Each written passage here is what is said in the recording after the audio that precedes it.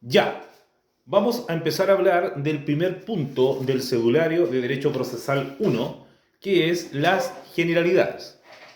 Lo primero, letra A, hay que entender el conflicto y su forma de solución. ¿Qué entendemos por conflicto y su forma de solución? Cuando hablamos del conflicto, hablamos del conflicto de intereses de relevancia jurídica.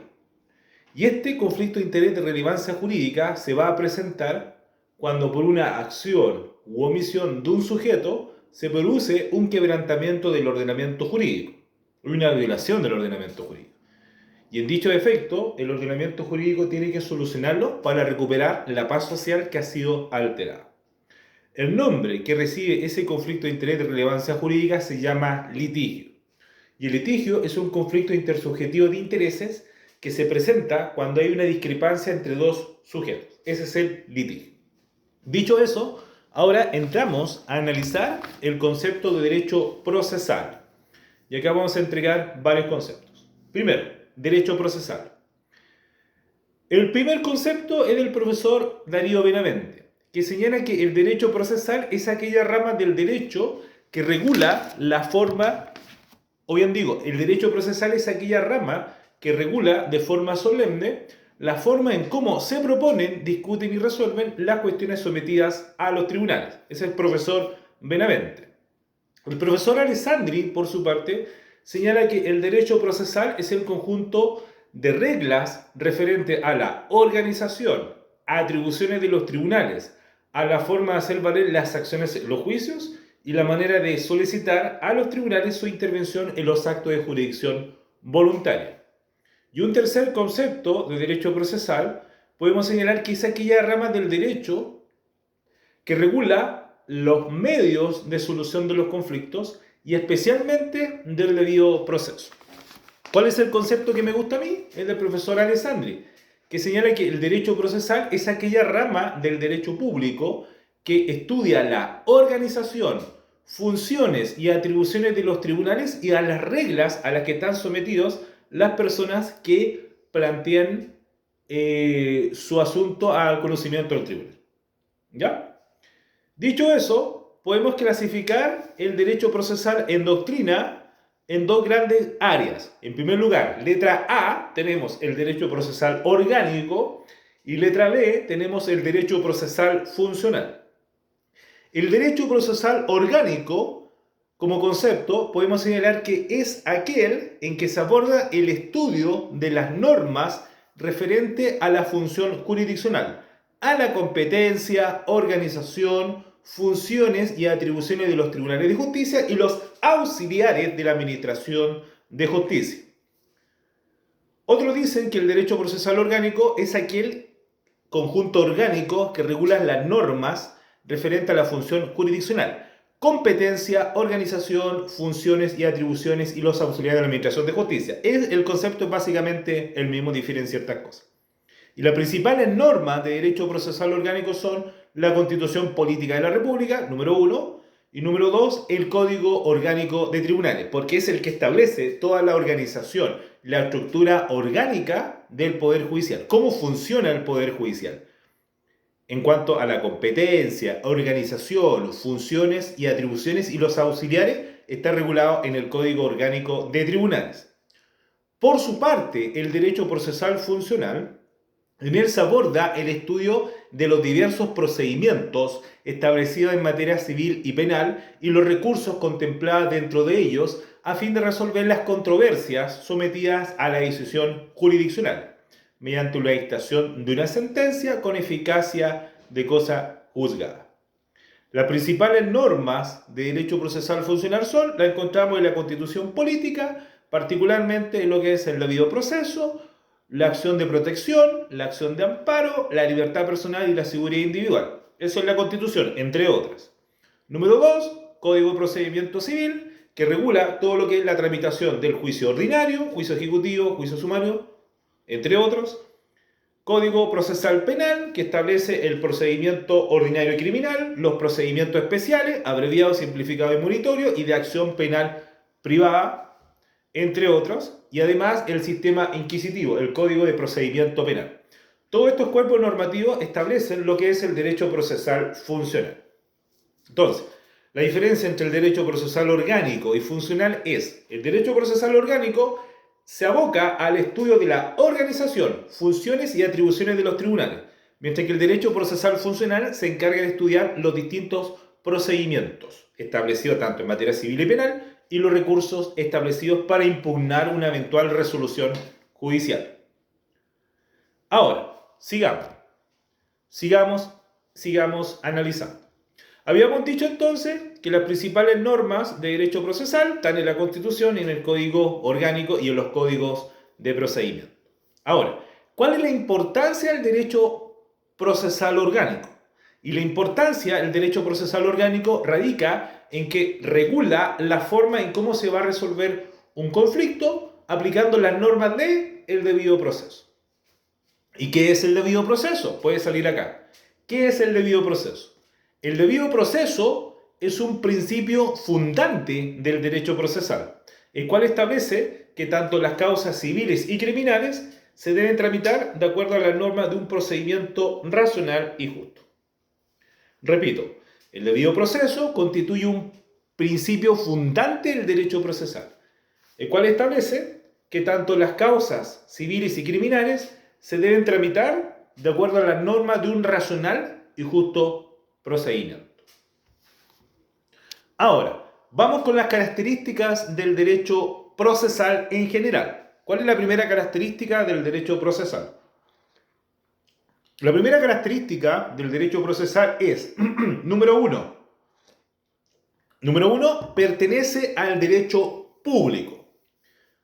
¿Por qué pertenece al derecho público? Porque regula el ejercicio de una función pública, una función estatal, que es de administrar justicia. Entonces, la primera característica es que pertenece al derecho público.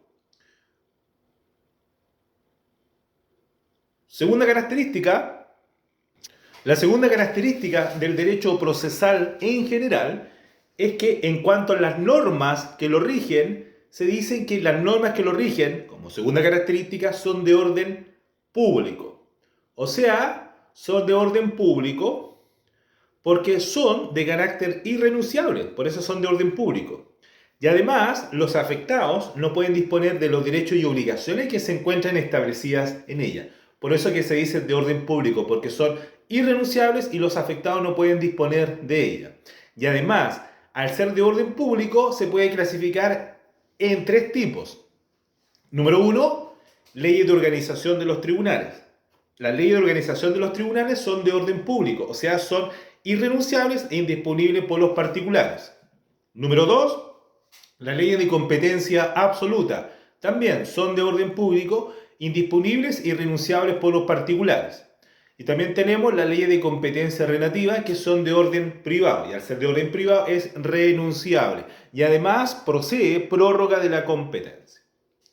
La tercera característica del derecho procesal en general es que no se trata de un derecho adjetivo o formal. No es objetivo por oposición a lo sustantivo, sino que más bien es un derecho, para algunos autores, el derecho procesal, como tercera característica, es un derecho autónomo e independiente, que contiene normas, principios e instituciones propias y que lo hace independiente a las otras ramas del derecho, particularmente del derecho civil, del derecho procesal civil. Entonces es un derecho autónomo e independiente. Cuarta característica, su objeto es traducir la voluntad abstracta de la ley al caso concreto. O sea, en el fondo busca asegurar la paz social que ha sido quebrantada. Y quinta característica del derecho procesal es que el derecho procesal constituye una unidad. ¿Por qué? Porque hay algunos autores que señalan que hay normas, principios básicos y que son comunes a ambos procesos. Y acá hay una discusión en doctrina, porque se ha centrado la posibilidad de establecer una unidad en torno al derecho procesal civil y el derecho procesal penal. Pero hay dos posturas. La corriente separatista, el cual sostiene que las instituciones de ambos procesos son inconciliables entre sí, la doctrina separatista. Y por otro lado tenemos la doctrina unitaria, que señala que hay una unidad conceptual entre ambos procesos y que ambos deben ser considerados como un solo todo, como un solo derecho procesal.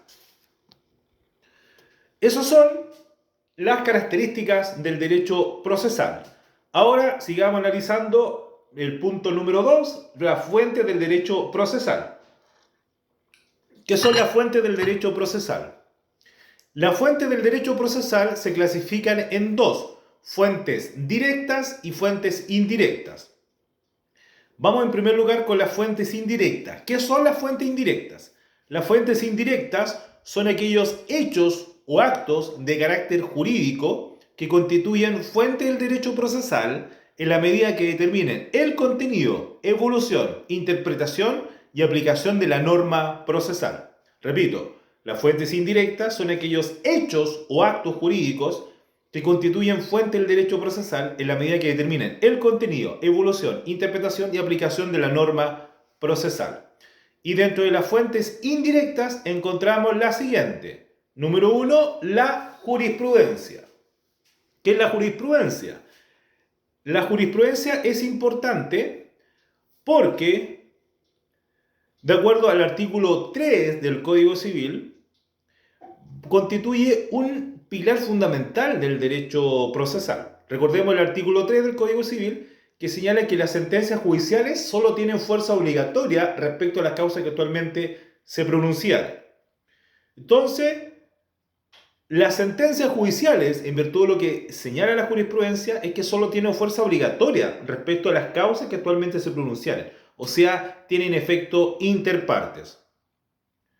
Y además, otra importancia de la jurisprudencia es que es de vital importancia en cuanto a los fallos pronunciados por los más altos tribunales de nuestro ordenamiento jurídico, o sea, la excelentísima Corte Suprema y la ilustrísima Corte de Apelaciones. Segunda fuente indirecta es la doctrina. La doctrina es importante porque ella crea los principios generales que configuran las instituciones básicas del derecho procesal. O sea, en el fondo, la doctrina es una auxiliar en la interpretación de la norma procesal. Y hay otra fuente indirecta, número 3, aparte de la doctrina y la jurisprudencia, que es los autos acordados. Uno lo encasillan dentro de las fuentes indirectas, otra parte de la doctrina lo clasifica como fuente directa. ¿Cómo se pasa en mi universidad? En mi universidad, los autos acordados se tratan como fuente directa, ¿ya? Entonces, como fuentes indirectas tenemos la jurisprudencia y la doctrina. Ahora, vamos con las fuentes directas. ¿Qué son las fuentes directas? Las fuentes indirectas son aquellas que contienen el mandato general abstracto y coactivo de la norma procesal. Las fuentes directas son aquellas que contienen el mandato general abstracto y coactivo de la norma procesal. Esas son las fuentes directas. ¿Y cuáles son las fuentes directas? Según mi cedulario, son, número 1, la Constitución política. Vamos a partir por ahí, la Constitución política. La Constitución política es el cuerpo legal que establece las bases y los principios esenciales de nuestra república. En el capítulo 6 se habla del Poder Judicial, entre los artículos 76 al 82. O sea, la Constitución política es la principal norma de nuestro ordenamiento jurídico, en el sentido que todas las otras normas no pueden contradecirla. Es el pilar fundamental. Constitución política, entonces, número 1, como primera fuente directa. Número 2, la ley. La ley. Cuando hablamos de ley, tenemos que necesariamente ir al artículo 1. ¿Qué es la ley? La ley es una declaración de la voluntad soberana que, manifestada de la forma prescrita por la Constitución, manda, prohíbe o permite. Ese es el artículo 1 del Código Civil. Y para algunos autores, dentro de la ley se considera en sentido amplio, o sea, vale decir, abarca tanto a la Constitución como a las leyes especiales. Yo prefiero separarlo según mi cedulario. Dice Constitución en primer lugar, luego la ley. Luego vienen los autos acordados. ¿Qué son los autos acordados? Los autos acordados, como concepto, podemos señalar que son resoluciones emitidas por los tribunales superiores de justicia que en uso de sus facultades económicas tienen por objeto regular ciertos asuntos que no son de interés de la ley. Otros dicen que los autos acordados son igualmente resoluciones emitidas por los máximos tribunales de justicia que tienen a reglamentar, en uso de sus facultades económicas, ciertos asuntos que no se encuentran determinados por ley. ¿Ya? ¿Cuál es el fundamento? Estamos en la tercera fuente directa. La primera es la Constitución, la segunda la ley, la tercera es lo autoacordado. ¿Cuál es el fundamento de lo autoacordado? Y el fundamento del autoacordado es la organización jerárquica de los tribunales ordinarios de justicia. Es por eso que la Corte Suprema, la Corte de Apelaciones, en uso de su función económica, puede dictar los autos acordados. ¿Y cómo se clasifican los autos acordados? Número 1, o letra A, dictados en virtud de un mandato contenido en la Constitución y la ley. Número 1 entonces, o letra A, autos acordados dictados en virtud de un mandato contenido en la Constitución y la ley. Y letra B, dictados en virtud de su atribución discrecional. Luego, como otra fuente, tenemos los tratados internacionales que en virtud del artículo 5 de la Constitución tienen rango constitucional. O sea, hay algunas partes de la doctrina que eleva los tratados internacionales en virtud del artículo 5 al mismo nivel de la Constitución.